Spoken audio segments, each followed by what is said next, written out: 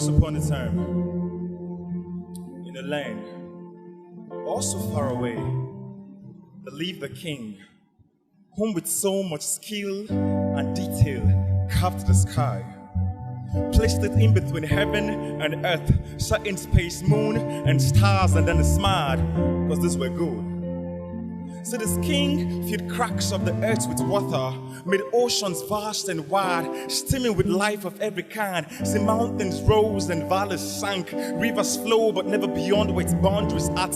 Fountains fall from cracks of rocks, lightning struck at the sound of his voice. So this king is God, who clothes the grass with beauty, birds with color, and lions with honor. Yet again he smiled, because these were good, perfect, but never complete. And so with his holy hands he took up D-U-S-T, hear me, D-U-S-T from the soil, stylishly in all artistic designs, carefully in all wisdom in mind, with his eternal breath of life, he wiped away the D and the T, and he was left with us. And then he smiled, because these were good, perfect and complete for all time.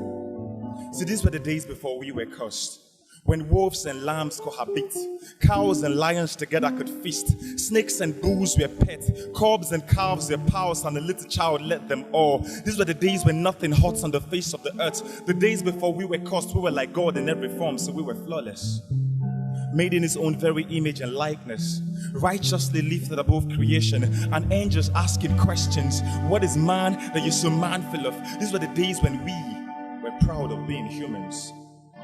The days when fear and death were out of the picture, and we, the saints of scripture, with eternal ink the creator script us, the sculptor sculpt us perfectly and complete. These were the days before the destructive impurity sets in. Sin had a form of evil, engraved in gold, one big tasty bite of deception, and we were doomed. See, just like that the eternal breath of life, just like that the eternal breath of life snuffed out of so we were dead, empty and formless, blind and homeless, our hearts swallowed up in darkness. This time it was the spirit of the devil hovering the atmosphere of our minds. Like spiders, we were caught in his web. Chris was right, we were zombies with no hope of an antidote. This disease swept across the lands, we were left in oblivion, and each time the creator stretched to help unconsciously, in rebellion we built walls to block his hands, because we were controlled to think evil, lost the malice amongst our own people. Soon we became feeble, and our hearts sprinkled up with hate towards the very God who took up dust from the soil and made us out of his love. See, these were the days when we became ashamed of being humans.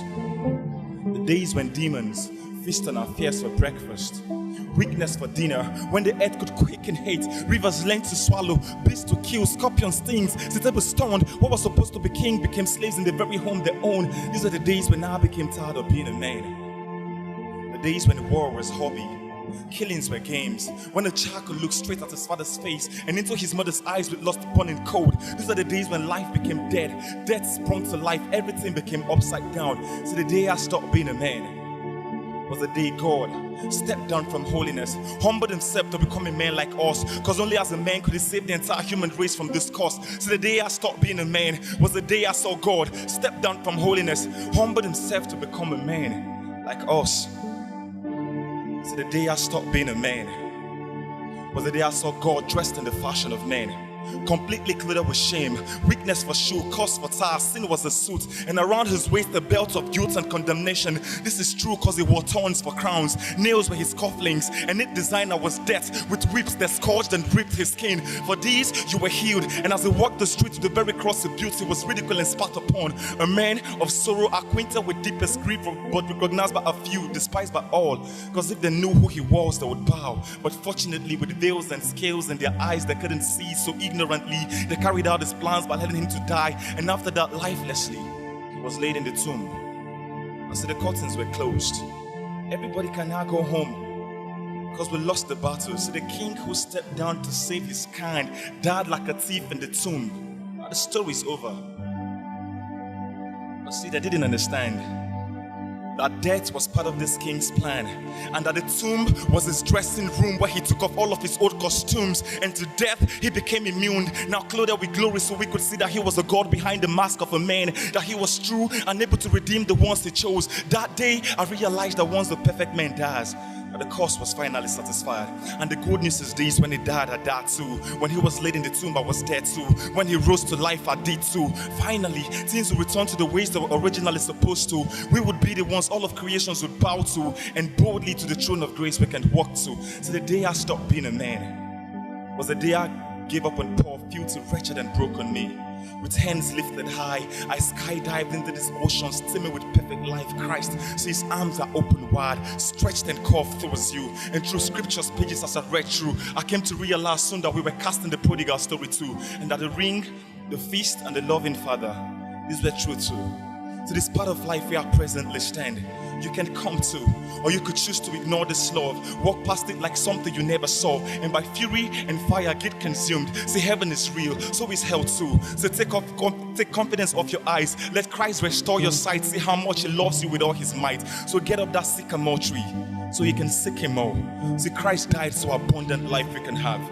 Give him back your life so you can live, because our lives truly begin the day we choose to die. And I'm inviting someone here today to die.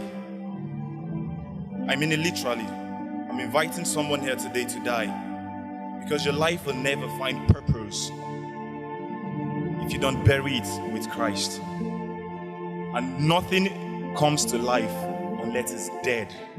Ask the plants. Wow.